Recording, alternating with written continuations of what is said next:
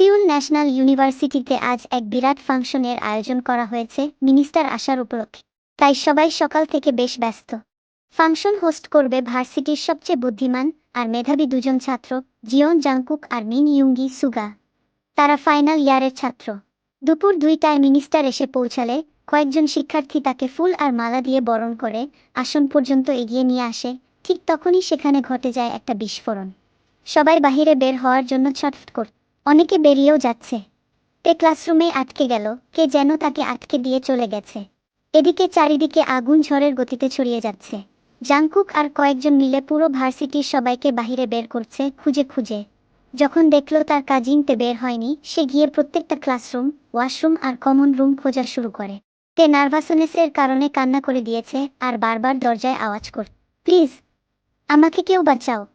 Jungkook প্রায় 10 minute ধরে খুঁজে চলেছে। হঠাৎ করিডোর এর একটা ক্লাসরুম থেকে তের গলার স্বর শুনতে পেয়ে সে দৌড়ে যায় আর দরজা খুলে দেয়। তে এবার জোরে কান্না করে জাংকুককে জড়িয়ে ধরে। জাংকুক তের পিঠে আলতো করে হাত বুলিয়ে দেয়। আমাদের এখনই বের হতে হবে। তারপর জাংকুক তের হাত ধরে এক্সিটের দিকে দৌড় দেয়। তে নিজের রুমে চুপচাপ বসে আছে। সেই দুপুর থেকে তার হাত পা এখনো কাঁপছে। সে প্রচণ্ড ভয় পেয়েছে। সবাই দফায় দফায় এসে তের রুমে নক করে গেছে, কিন্তু তে দরজা খুলেইনি। প্রায় অনেকক্ষণ কেটে গেছে। মিসেস ইয়ানজুন মেয়ের চিন্তা আর নিতে পারছে না, তাই তার ভাসুর মিস্টার নামজুন এর কাছে যায়। ভাইজান, প্লিজ কিছু করুন না, মেয়েটা যে সেই ভার্সিটি থেকে এসে দরজা বন্ধ করেছে আর খুলছেই না। ইয়ানজুন, জাংকুক, এই জাংকুক, এদিকে আয় তো। নামজুন। জাংকুক তার বাবার ডাক পেতেই তড়িঘড়ি করে উপরের রুম থেকে নিচে নেমে আসে। হ্যাঁ বাবা, ডাকছিলে? জাংকুক, তের কি হয়েছে? তুই আবার কিছু বলেছিস মেয়েটাকে? নামজুন। মিস্টার নামজুন ভ্রু কুঁচকে জিজ্ঞেস করলেন। আরে নিউজে দেখনি আমাদের ভার্সিটিতে কি হয়েছে? এ কারণে ও ভয় পেয়েছে, আর কিছু না। ওকে সময় দাও, একটু পরে নিজেই বেরিয়ে আসবে। গি জাংকুক, ওহো হ্যাঁ, কিছুক্ষণ আগেই দেখলাম। আচ্ছা গি। নামজুন। মিস্টার নামজুন তার ছোট ভাই সুবিনকে ফোন করলেন। ভাই, এখনই বাসায় আয়, কাজ যা বাকি আছে আমি পরে বুঝে নেব। আর মিটিংগুলো ক্যান্সেল কর। তেকে নিয়ে ঘুরতে বের হব। নামজুন। অপর পাশের কথা কিছু বোঝা গেল না। কথা শেষে নামজুন সাহেব তের রুমের সামনে যায় আর আলতো করে নক করে। মাম্মি, দরজা খোলো, বাবা আসছে, তারপর আমরা ঘুরতে যাব। নামজুন। নামজুন এর এমন আহ্লাদী কণ্ঠেতে দরজা খুলে বেরিয়ে আসে আর নামজুনকে জড়িয়ে ধরে কান্না করে দেয়। তো আমার ওই বজ্জাত ছেলের বন্ধুরাই নিশ্চয়ই তখন আমায় ক্লাসরুমে আটকে দিয়েছিল, যেন আমি মরে যাই।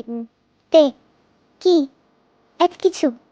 জাংকুক, এই জাংকুক, তাড়াতাড়ি এদিকে আয়। তোর একদিন কি আমার একদিন কি? নামজুন। জাংকুক তাড়াতাড়ি নিজের রুম থেকে তের রুমে চলে আসে। সে তার বাবার বেশ বাধ্য সন্তান, বাহিরে সে যতই প্লেবয় আর বজ্জাত হোক না কেন। কি হয়েছে? এইতে আবার কোনো লাগানি ভাঙানি করেছে তাই না? তের বাচ্চা। জাংকুক, মাম্মি কিছু করেনি। একটা কথা কান খুলে শুনে রাখো, আর যেন তোমার ওই বাদর বন্ধুদের সাথে মিশতে না দেখি। নামজুন। ওরা আবার কি করেছে? জাংকুক, ওরা কি করেনি? ওরাতে মাম্মিকে ক্লাসরুমে আটকে দিয়েছিল বিস্ফোরণের সময়। যারা আমাদের বাড়ির একমাত্র মেয়ের ক্ষতি করার চেষ্টা করে, তাদের সাথে তুমি মেশো কোনো আক্কেলে? আমি লোক লাগাবো তোমার উপর নজর রাখার জন্য। যদি দেখি তুমি আবারও ওদের সাথে মিশছো, সেটা তোমার জন্য ভালো হবে না। নামজুন। জাংকুক মাথা নেড়ে তের দিকে রাগী দৃষ্টি নিক্ষেপ করে সেই জায়গা ত্যাগ করে তে এদিকে দুষ্টু হাসি দিতে দিতে নামজুন এর সাথে নিচে ডাইনিং এ চলে যায়। বেশ কিছুদিন কেটে গেছে। জানা গেছে সেই দিন বিস্ফোরণটা মিনিস্টারের বিরোধী দলের লোকেরা ঘটিয়ে। এখন ভার্সিটির পরিবেশ মোটামুটি শান্ত। তে বেশ সকাল সকাল আজ ভার্সিটিতে এসেছে। এসেই তার বান্ধবী জিমিনের সাথে গল্প জুড়ে দিয়েছে ক্যাম্পাসে। জানিস, জাংকুক ভাইয়ের আবার শাস্তি চলছে, হিহিহি। আবার বড়াব্বুকে নালিশ করেছি, আর ওর বন্ধুদের সাথে মেশা বারণ এখন। তে জিমিনের হাসি মুখটা মলিন হয়ে গেল। তাহলে ওই সুগা বিলাইকে আর দেখতে পাবো না? জিমিন, কী সব বলছিস? ওকে কেন দেখবি না? শুধু জাংকুক ভাইয়ের সাথে দেখবি না, এই আর কি? তে ওহো জিমিন। তে টের পেল একজোড়া চিলের মতো চোখ তার দিকে তাকিয়ে আছে বেশ কিছুক্ষণ ধরে। সে ক্যাম্পাসে থাকা একটা গাছের দিকে তাকাতেই দেখল জাংকুক কেমন রাগীভাবে যেন তার দিকে তাকিয়ে আছে।